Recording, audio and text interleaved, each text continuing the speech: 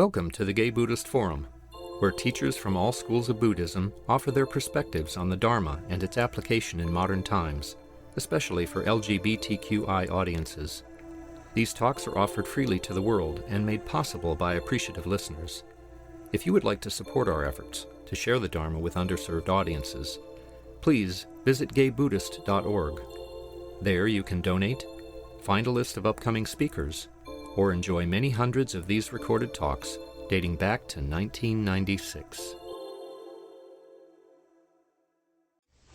Welcome back. So it's our custom to go around and say our names, and I urge you to take it easy. Think Golden Gate Park instead of Uni at rush hour. Just take a beat so your name can register. My name is Cass. I'm Brett. Oh, sorry. I'm Brad. I'm David. Jason. My name is Michael. My name is Rich. John. My name is Jim. My name is Jim. Philip. My name is Jerry. My name is Ray. I'm David. I'm Ed. I'm Larry. Francesco. I'm Vince. Dennis. Jack. My name is Ricardo. My name is Matthew. My name is Stephen. I am Samuel. My name is John. I'm Hal. My name is Alzak. I'm Gil. My name is Bob. My name is Harley. Great. My name is Pamela. Yes, Pamela Weiss, who's a longtime friend of the fellowship. I discovered on the website that we have talks going back, recorded talks going back to 2006. Does that sound about right? Yes. Yeah. So Pamela has practiced Zen and Theravada traditions of Buddhism for over 30 years. She's had Zen monastic training and completed teacher training with Jack Kornfeld at Spirit Rock. She leads a Wednesday evening sitting group at SF Insight at the Unitarian Church. Teaches classes, workshops, and retreats internationally. And is an executive coach and founder of Appropriate Response, a company dedicated to bringing the principles and practices of Buddhism into the workplace. So welcome, Pamela. Thank you. It's always so funny to hear yourself. Oh, who's that? She sounds really impressive. Yeah. It's always nice for me to be here. Nice to see some familiar faces. It may sound odd, but I'm as curious to find out what I'm going to say again. I have been deep in a process of writing. So I've been quite immersed in a variety of topics that are kind of a blend of Buddhist teaching, stories from the life of the Buddha, memoir, etc. So there are a few of the themes from that I'm hoping to bring forward, weave, share, and engage in some conversation and dialogue with all of you. And I think if we start at the beginning, there's a question about why we practice. What brings us to this?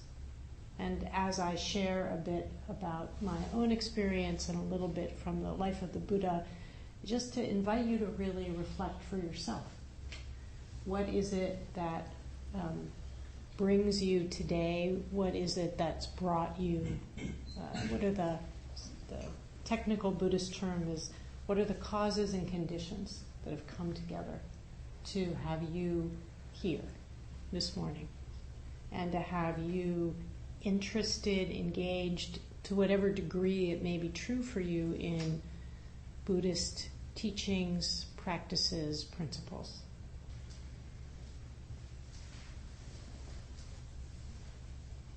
So I was remembering in my own life, I came to Buddhist teaching in my 20s, and I started in the Zen tradition, and I lived at San Francisco Zen Center, at the city center, Green Gulch Farm, Tassajara, for a period of about 5 years. And maybe because I was young, I'm not sure, but people would ask me a lot, why are you doing this? And I came up with kind of a pith response, which was, why are you doing this? I would say, what brought you to do this? I would say searching and suffering. And as I was reflecting on that today, it seems to me that those two pieces reflect perhaps what may be true for many of us. That on one side there is just, the ouch of life. And sometimes that ouch comes in a very dramatic way, right? Perhaps there is a loss, a diagnosis, a death, something that has us go, oh. Right? And this is true for me. I was diagnosed with type 1 diabetes when I was 10 years old. So for a long time, what we call in Buddhist teaching, old age, sickness, and death was very close at an age that was much too young for that to be true, but it was. And, in the myth of the life of the Buddha, it's said that he was the prince of the Shakya clan, and he lived a very privileged life, and at some point encountered an old man, a sick man, and a corpse. And this kind of mythic, archetypal way of describing the encounter that many of us have with old age, sickness, and death woke him up. So that's one side, the side of dukkha, the side of the truth that there is suffering, difficulty, dis-ease in human life. And no matter how much we try to avoid or get around it, it's here. And the more that we face it directly, that we look at it straight up, which doesn't mean you have to go around and find it. It's already here. But the less time we spend doing this, trying to ignore or get away from or build walls around, the more doors and windows can begin to open, and we can step through into the real fabric of our lives. So suffering is one side. But there's also, in my pith description, this piece about searching. And I think that searching has more to do with kind of a deep yearning that is in all of us, I think, for a greater sense of meaning, of purpose, of sort of, why am I here? It may be, for some of you, as was true for me as well, that you may have had the experience of getting what you thought you really wanted, and then being like, really? And there's a second story in the life of the Buddha that's less well known, but apparently the young prince was a bit of a party animal, and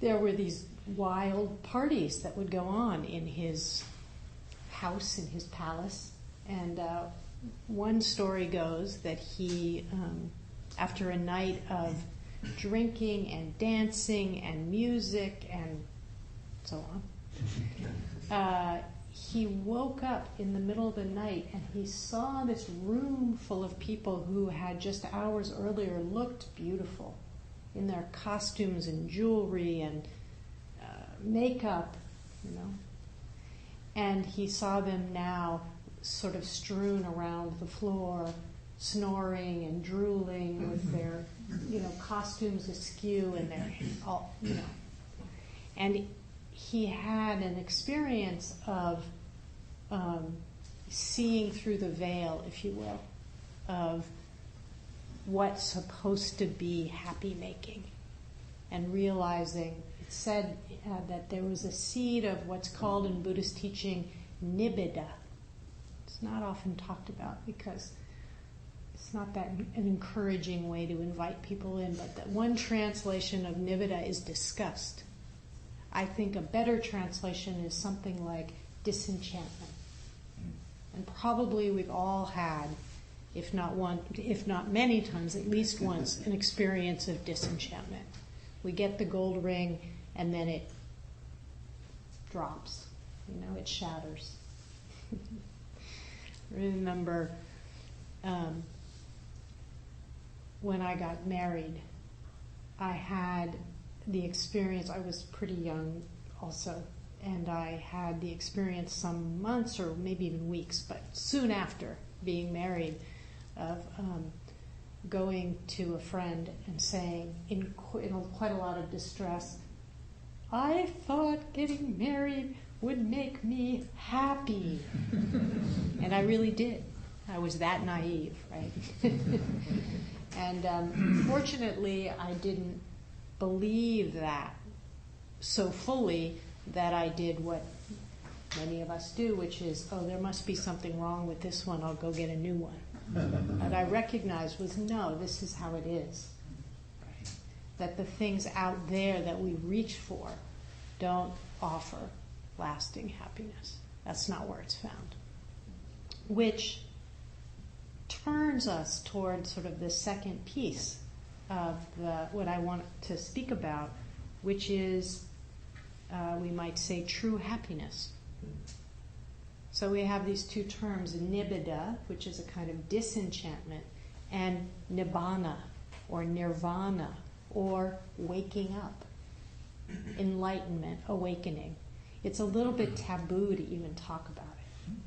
But I think that whether we talk about it or not, many of us carry some kind of, often not very well thought through, idea, idealization, fantasy about what it means to wake up. So I'm not claiming to know, but I thought it would be interesting to share some of what it says in various teachings. And as I speak and tell some of these stories, again, to listen for what might feel true or resonant for you. Awakening is really, in many ways, the premise and the promise of the Buddhist path. And so it's a bit odd in a way that we kind of don't talk about it too much. And what does it mean in San Francisco in 2018, in a world in which we have the boom of kind of secularized mindfulness practice, we have meditation practice and Buddhist teaching infused with, neuroscience, all of which has done enormous amount to make the benefits of the practice much more accessible, much more widely available to many people, and also runs the risk of kind of chopping off the potential of the practice at the knees. And so today I'm speaking in this about this as a bit of a corrective, right? So I think it is maybe useful to start with what awakening is not. So, and this is a way of kind of pulling forward our ideas that we may be carrying overtly or covertly, consciously or unconsciously. And I think that for many of us, we imagine that waking up is somehow going to create, like a 24/7 happy place, where everything is just good. I don't think so. Fundamental to Buddhist psychology, Buddhist understanding of who we are and how the mind works and how life itself is this very simple but potent way of understanding that every moment of our experience is colored, we might say, by what's called a Vedana, Vedana. which means a feeling tone. And there are just three. We keep it simple. There's pleasant, there's unpleasant, and there's neutral. So I think neutral means neither pleasant or unpleasant. Neutral, I think, kind of flies off the radar for most of us, meaning we don't notice neutral experience. We call it boring. That was boring. That means maybe it was neutral. But mostly we just don't notice. We do notice, however, pleasant and unpleasant, don't we? And our noticing is not passive. Right? There is a habitual kind of reactivity that happens for us, in us, as we are bombarded moment by moment by pleasant, unpleasant, pleasant, unpleasant, right? So the habit is pleasant experience. Could be an external experience, a beautiful sight, a sound, a smell. I recently got a little dog and I've been walking around in Golden Gate Park in the mornings and the evenings, and it's stunning, glorious, beautiful sight, sound, smells, right? So pleasant. It can also be internal. You may have a pleasant sensation, a pleasant thought, a pleasant fantasy, like that. And all of those things, pleasant, like, want, grasp. That's kind of how it goes. Pleasant, like, want, grasp. As soon as we get to grasp, it's not pleasant anymore. It's not. We've actually lost contact in a way with the direct experience. But that's habitually how it goes. It's kind of simple, and you can check this out in your own experience, right? More. It can be gross, like one chocolate chip cookie isn't enough. 16. Now it's not pleasant anymore, right? But it can also be very subtle. You can begin to notice how you think you're in charge, but actually the psychophysical system that you are is constantly tuning itself toward looking for pleasant experience. And the flip side, which is avoiding unpleasant, right? So the other main flavor of experience is unpleasant. Unpleasant, don't like, don't want, get away. So wanting, avoiding, wanting, rejecting, denying, wanting, grasping. So if you see this as me seated going want, get away, want, get away, we think, most of us, our fundamental delusion in a way as human beings is that we think if we just get all of the good stuff and we get rid of all of the bad, meaning unpleasant stuff, then we'll be happy. But that's not how it works. Because moment by moment there will be pleasant and unpleasant. And if we follow that strategy to its end, and you know this in your own experience, right? I know this in my own experience. You don't get happy, you get tired. Like exhausted, right? Because what are we doing? We're going, vroom, vroom, vroom, vroom. There's a gross, and sometimes if it's not even gross, it's a subtle reverberation. Want, don't want. Grasp, push away, grasp, push away. And then we wonder, why am I so worn out? Right. So that's not it. I have an old colleague who used to call it, we all have in our mind this idea of the island where it all works out. And you may have that, as I did as a young woman, as if I get married, it will all work out. You may have it as if I have the right partner, if I have the right job, if I have the right house, if I have the right shoes, whatever it is, if I have the right haircut, then it all works out. And if you don't have it, then you can keep imagining you will get it. If you get it, then you can have the disenchantment of, I got what I wanted, and it's great, but it's still not. There's not a sense of true or lasting happiness. Because pleasant and unpleasant doesn't last. That's part of the nature of our experience. It's coming and going all the time, which is why we get so tired. There's not a, And many of us imagine that if we are awake, if we get enlightened, if we practice meditation, that somehow, this is one of the other fantasies, we'll just get to flip that switch and be on cruise control. Through life. Nothing's bothering me anymore. It's actually not a great thing to strive for. Right? That we want, that's not what waking up means. Waking up means actually being able to be here for all of it, not to be kind of numbed out. And some of us have a fantasy also that, I've had on this for a long time, that if I just, then there'll be some kind of like thunderbolt experience, right? And everything will be different. And there are stories of people who wake up in that way, and many of them lose their minds, either for a short period of time or a long period of time after. Because a waking up experience is a shift in perspective. It's a radical reorientation.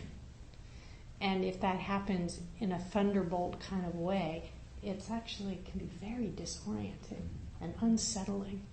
And again, you all probably have in your own lives experiences of being disoriented, unsettled, having things turned upside down. And it's usually not pleasant. Sometimes it's really good, right? It ends up having the cards shuffled, as it were. The deck thrown up in the air and landing can be really good, but we don't like it.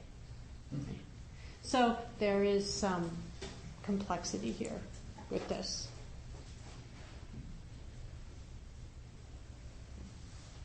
So, actually, let me read you something. I came to me this morning while I was walking in the park. This is sort of the positive side of what we might think of as what we are seeking in our practice.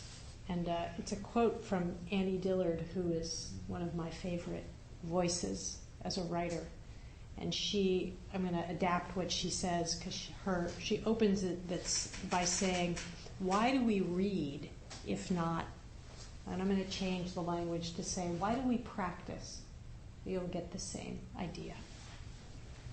Why do we practice if not in hope of beauty laid bare, life heightened, and its deepest mystery probed? Why do we practice if not in hope that we will magnify and dramatize our days, will illuminate and inspire ourselves with wisdom, courage, and the possibility of meaningfulness? And this will press upon our minds the deepest mysteries, so we might feel again majesty and power. What do we ever know that is higher than that power which, from time to time, seizes our lives and reveals us startlingly to ourselves as creatures set down here, bewildered? Why does death catch us so by surprise, and why love? We still and always want waking. We still and always want waking. So beautiful, pointing us to a sense of what's possible for us as human beings, to have our life itself laid bare, to open ourselves to beauty, to illumination, to mystery. So I'll say a little bit. There are many different ways in which this premise and promise of awakening is talked about in the teachings. So one really simple way it's talked about is that what waking up looks like is the absence of what are called the three poisons: greed, hatred, and delusion. So we might say, in relation to what I was saying before about wanting and not wanting, that reverb goes away. That there's a stilling. It doesn't mean we don't want and not want. What it means is that we're not driven around by it.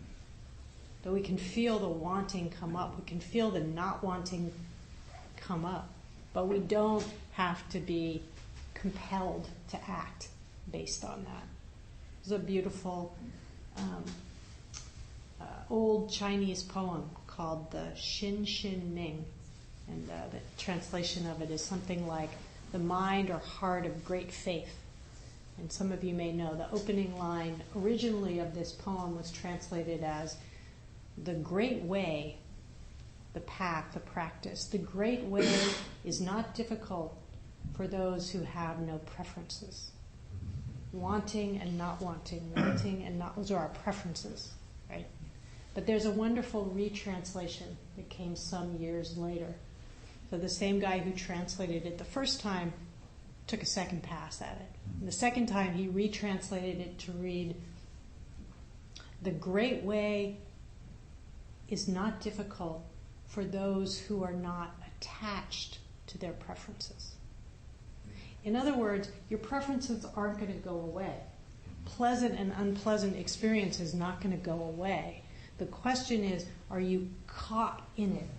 Is it like flypaper or Velcro, or can you maintain a sense of freedom right in the middle of that and go, yeah, wanting, feel that. Yeah, not wanting, feel that. To actually have it rather than have it have you. Very different experience. One of the other ways that awakening is described as, so the one side is the absence of these, of greed, hate, delusion, the absence of our attachments to our wanting and not wanting. One of the simple, really beautiful ways that it's talked about is seeing things as they are. Just a clear, simple seeing. Or as the Zen master Suzuki Roshi, who founded San Francisco Zen Center where I practiced, used to say, it's seeing things as it is. Sort of showing that when those veils are lifted, when we are not caught in the whole web of our assumptions and ideas and beliefs, that there is a kind of wholeness that comes. That there's a falling away of the felt sense of me over here and you over there, and it's us. We're in it together. Seeing things as it is. And what do we see? In the Theravadan tradition, we have the three poisons, greed, hate, delusion. All good things in Buddhism come in threes. And we also have what are called the three characteristics, which are anicca, dukkha, and anatta. So we see these characteristics, these kind of universal marks of human life, which include suffering, that's dukkha, which we've talked about already. It includes anicca, which is we see impermanence. We see impermanence all the time, but we usually go like this, or we imagine we can lock it down somehow. We see it, we know it, maybe cognitively, but we don't actually let ourselves feel it. Because if we feel it, we have to feel loss. But if we feel it, we also get to feel the aliveness and beauty of what's here. Because a freeze-framed life is a dead life. I often use the metaphor of ice cubes and a river. And what we do in our life habitually is turn this beautiful rushing river, we freeze frame it. We pin ourselves into this little ice cube tray, and we go, this is mine. This is my cube. And then at some point we realize, it's kind of cold in here. And and maybe we paint the walls and we put in a skylight and we get some new carpets and we think it's still cold in here because you can't really dress it up. The only way to get out of the ice cube tray is to melt. And there's a beautiful term in the Theravada tradition of, it's called stream entry. It's understood as kind of the first layer of understanding or waking up. And I always think it's not really that we enter the stream, which is entering the stream in a way you could understand as entering the lineage of the many, many people who've woken up before you. You enter that, you exchange your karmic lineage, which we all have, our family, what we were born into, for a dharmic lineage, for a lineage of awakened beings with whom we are now communing. Right? So that could be an understanding of what it means to enter the stream. But I also think more viscerally, it's like, no, we become the stream. Right? We unfreeze frame ourselves so that we become more fluid, more alive, more vital, we're freed up in this way.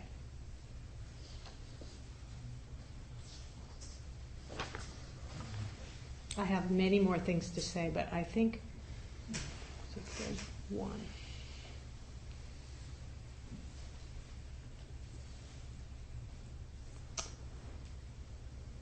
There's a beautiful opening line from a guy named Ben Okri, who's I think, Nigerian writer.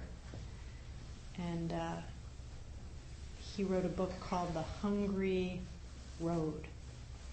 And the opening line of the book goes something like this. He said, in the beginning, there was a river. And then the river was paved over and became a road. But because the road was really a river, it was always hungry. So when we box ourselves into our freeze-framed ideas of life, instead of just being in it, being attentive, awake, attending to the fluid flow of pleasant and unpleasant experience that is all around us and is us, moment by moment, we feel hunger. We feel the suffering of the ouch part of life, and we feel a sense of wanting something, right? And we spend so much time looking to fill that wanting in all the wrong places, as the Buddha did. It's part of the deal. We have to look and look and look, and mostly not find, to finally decide to say, I'm going to go on Sunday morning to GBF and meditate. And then we can turn our meditation into another thing we're going to get. That's what Chogyam Trungpa called spiritual materialism. We can turn it into another getting. But ultimately, we're not going to get anything. It is, as in the metaphor of melting, it's all about letting go. And it's not like you have to let go of your house and your friends and your money. No, it's letting go at a much more fundamental level. It's letting go so that we can be here to show up for this moment, and this moment, and this moment.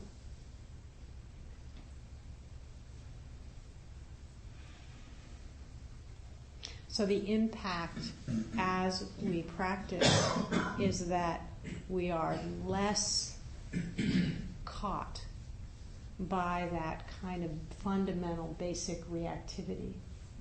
And we can rest more and more in this completely mysterious, in some ways, unnameable, unspeakable awareness.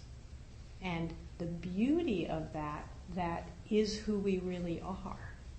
And as our sense of identity begins to shift from the content of what we're aware of to the awareness itself, there's a deep relaxation and a deep sense of contentment and true happiness that isn't dependent on the stuff floating through, right?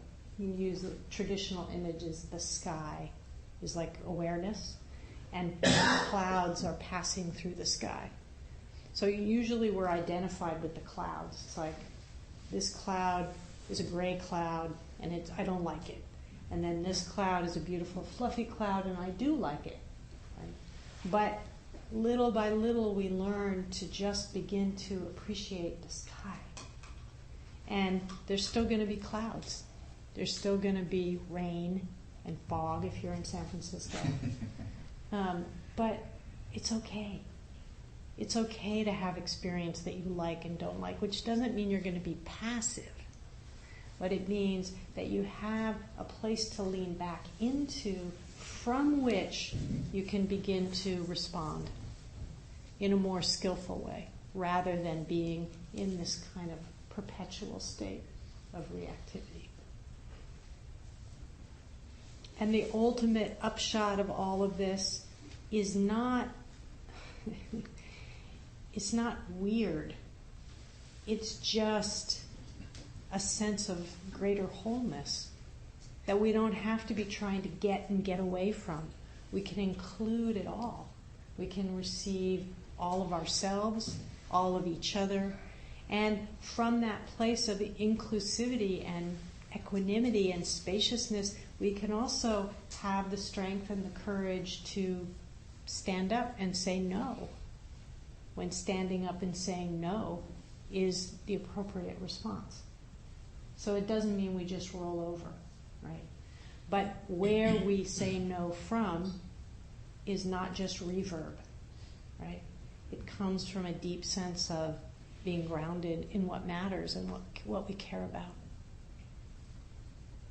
So I'm going to pause here and invite you to say, ask, complain, anything you want to add. Yes, please. And for my benefit, you'll say your name again. My name is Cass. Yeah. So the Buddha had this kind of moment of illumination. The party animal kind of realized there was something more to life, and so it was like he had an aha moment. And so it's in practice, it feels like I'm striving for that kind of aha moment, to acquire that aha moment, and I'm trying to reconcile that with melting and letting go and settling in. So is there kind of a little enlightenment that happens before we get to... Well, so just to it's a great question, and I think that the Buddha had many aha moments.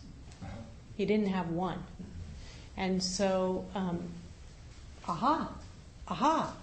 So he had an aha moment that was like, oh my goodness, this is not where happiness lies. That was an aha moment that led him on the path, right? That wasn't actually a moment of awakening. It's said that in the story of the Buddha there are what's called 3 watches of the night. And the Buddha, this is, I think, a great way, it was very helpful to me to disabuse myself of the idea of this kind of thunderbolt aha moment. And the 3 watches of the night suggest that even for the Buddha, the waking up process was a process. It's not just one thing that happens. So in the first watch of the night, he sees himself over many, many lifetimes. You can believe in many lifetimes or not. But he sees the impact of karma. He sees that everything that he thinks and says and does has an impact. He sees that clearly, which I think is ironic in a way, because we have this idea in our modern culture that karma is some kind of predestination. It's actually exactly the opposite. Karma means action. And the Buddha seeing, as he's becoming the Buddha, seeing into the truth of his own karma was really a way of his taking responsibility for his own agency. For all of us to realize, oh, I impact what I think, what I say, what I do. It's not going to come from outside. It's going to come from my own thinking and feeling and saying and behaving. That's an initial insight. Then he goes on to see the second watch of the night. He sees that this is true for everyone.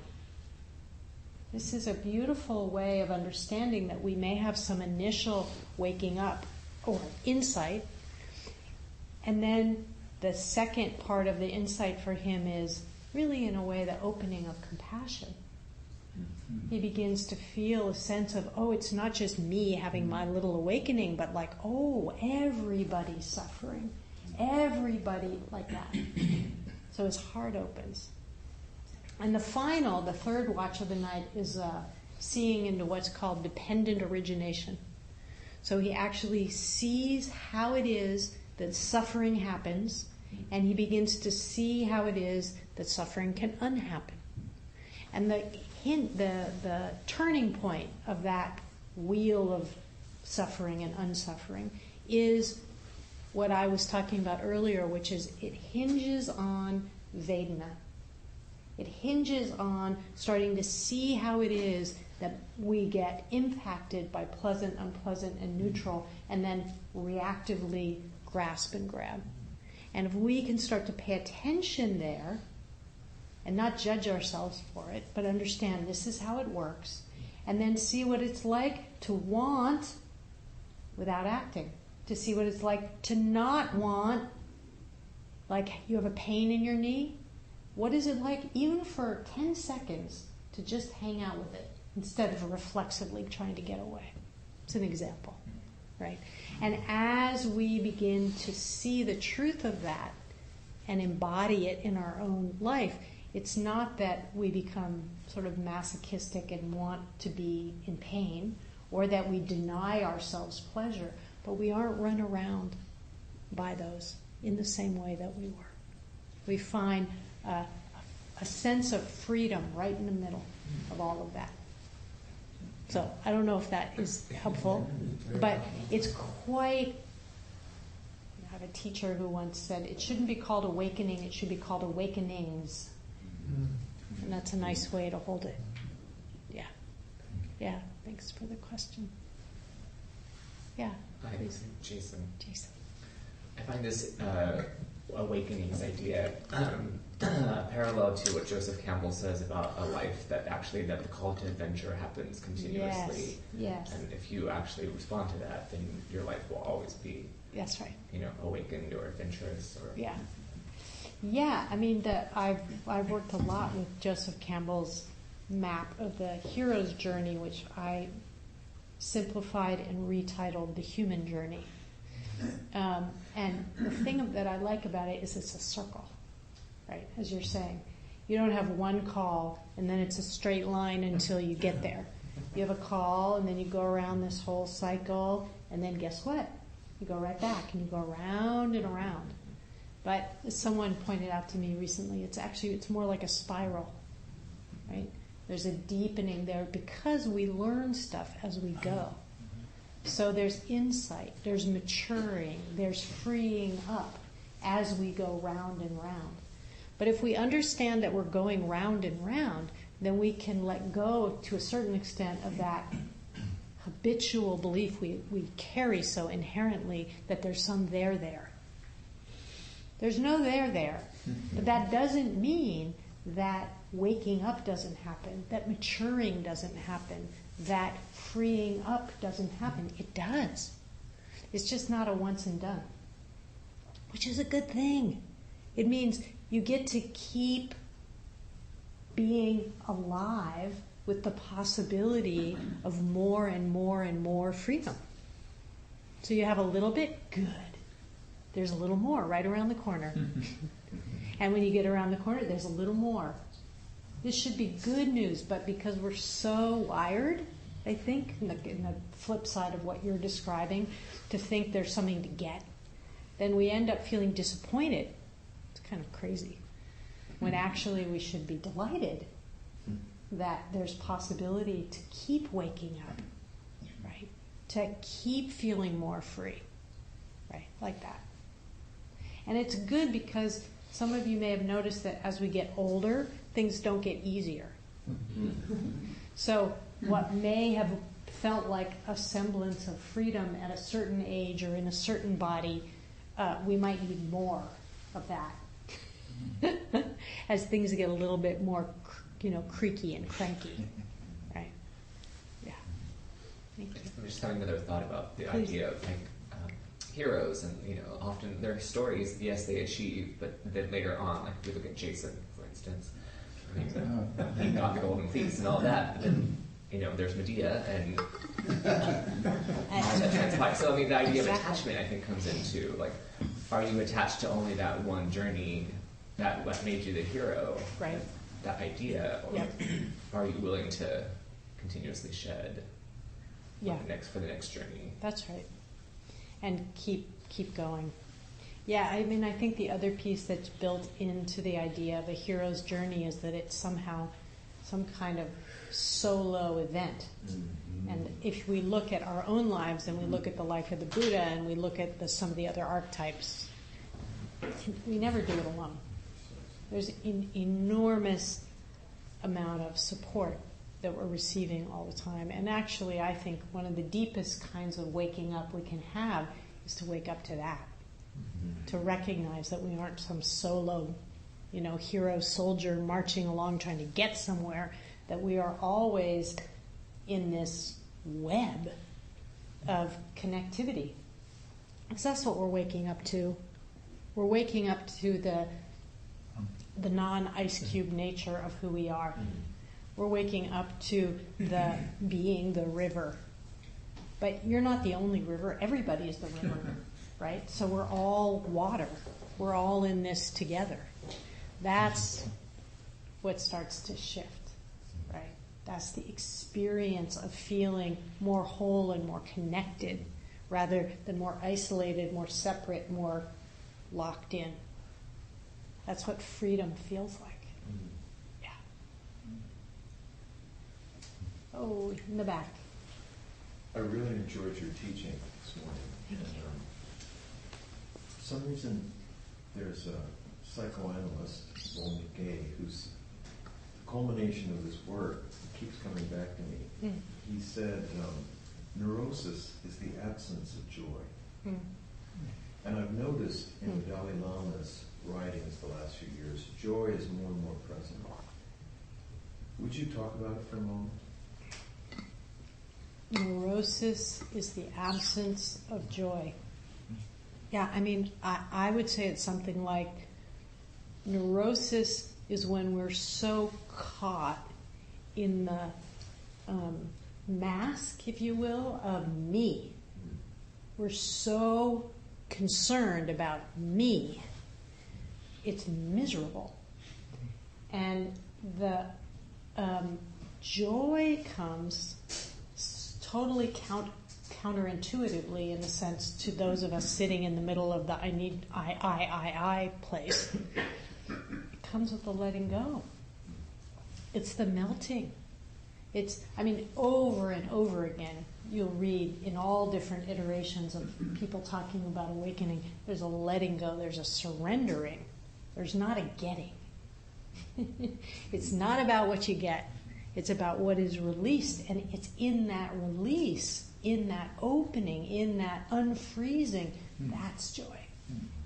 Because when we're open in that way, we actually can be receptive to, as Annie Dillard said, sort of the beauty and mystery of life itself. It doesn't mean it doesn't suck a lot of the time. It doesn't mean there's not going to be unpleasant experience. There will. But it turns out we'll also be more skillful with that. I don't know how that works, but yeah. Thank you. I think we'll do one more. Yeah. I'm Michael. Yeah. I was thinking about the idea of Buddha nature, and that we already are what we're seeking. Yes. And but that somehow part of the experience of embodiment is that we have to go on this journey to figure that out, that we're already home in some regard. Well, one of the great things about Campbell's map of the journey is that the journey doesn't end with awakening. So there's a call, there's a departure, there's a struggle. I always find that very reassuring that the struggle is on the map. It doesn't mean you're doing it wrong, it's on the map. Like, take note, right? The struggle, the awakening, that would seem like a good place to stop, right? No. Then there's the return. The return is a suggestion, as you're pointing to, that we're always coming home. You know, there is no there. We're not going somewhere. We're coming here. And it's really part of the way that map is described, that it's like the word refuge. We take refuge in Buddha and Dharma and Sangha. Another 3. The word refuge, refuge, means to fly back. And it's pointing us to something very important, which is that, again, we have this idea that we're going to get something, we're going to go somewhere, No, it's here. But we get to land back here in a way that is more fluid, that isn't frozen, that isn't... Right? But it's always a coming home. Right? Coming home in a more and more full way, in a more and more whole way, in a more and more non-separate from everything way. Yeah. Please. I don't want it to end. Well, it's not going to end. Yeah, lesson learned.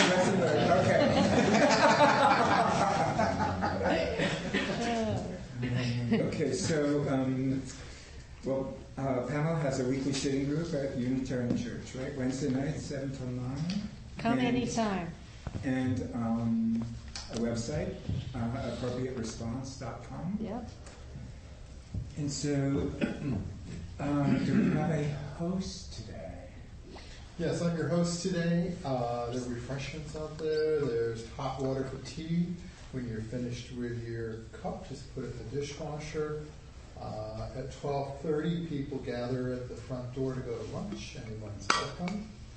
There is a sign-up sheet if you want to begin the GBF directory. And, Donna. Coming around the Donna Ball, suggested donation is $10. Donna needs giving, so if you can't give that or can give more, give what you can. Thank you. Thank you. Are there any other announcements? Okay, so we can... Who's the speaker next week? Next week is Heather Sundberg, also a longtime friend of the Sangha. She's completed the Spirit Rocks Insight Meditation teacher training. She is the teacher for the Mountain Stream Meditation Center in the Sierra Foothills. And she teaches classes day-longs and retreats nationally, and at Spirit Rock. Heather and I were in teacher training together. Yeah. Okay, can we? Yes. Did we talking about next week? There's going to be a meeting after next. Yeah, I don't. Someone can speak on it. Knows more about it than I do. But there have been announcements that next week, after there's for those who want to participate, I think there's a discussion about ways that the Sangha can be more involved civically. I don't know the language. I think Tim, did I say it right? It's a continuation of a conversation that started months back about like civic engagement from the group. But I don't know what time. It's going to probably be after the, probably 12:30. 12:30, okay. Yeah, social life. Here. Also, the first Sunday of each month we've been having chanting beginning at 10. Anybody who wants comes. Yeah, that's extra. And that's Right. So we can gather in a circle for our dedication of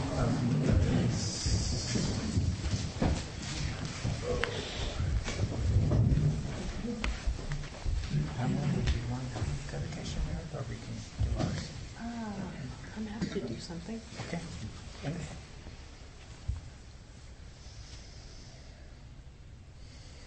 So taking a moment to feel your feet planted on the earth, feeling the earth holding and supporting you.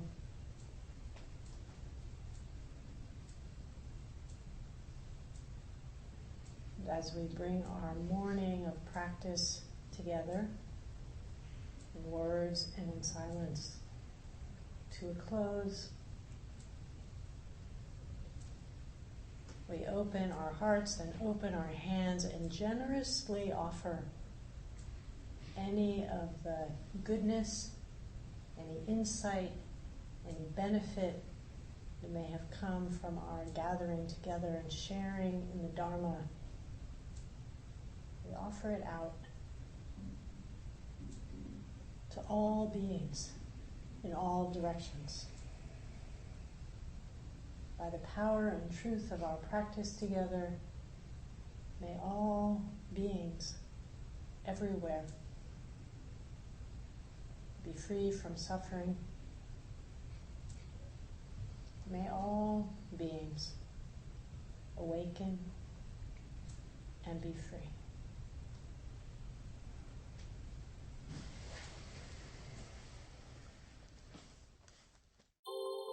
Thank you for listening to the Gay Buddhist Forum.